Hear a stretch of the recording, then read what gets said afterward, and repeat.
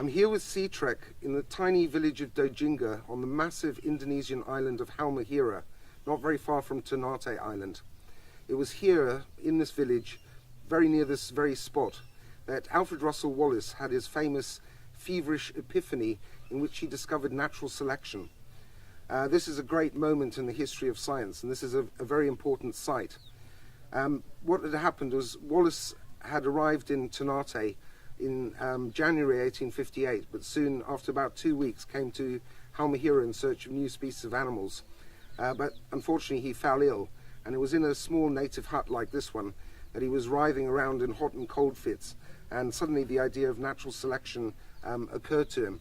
As soon as he was a bit better, he wrote out his idea as an essay, and when he got back to Ternate, which was his base, he wrote a covering letter and posted the essay to the one person in the world that he shouldn't have posted it to, i.e. Charles Darwin, because it was Darwin who had actually discovered natural selection 20 years before, but hadn't published it.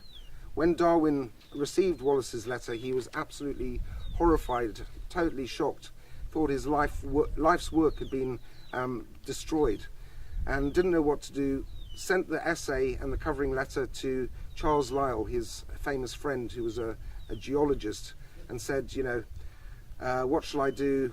This is going to, totally destroy my life's work. And Lyell then contacted another of Darwin's friends, the botanist Joseph Hooker, and they decided to present some fragments of Darwin's unpublished writings on natural selection to prove he had the idea, together with Wallace's essay, at a meeting of the Linnean Society on the 1st of July 1858.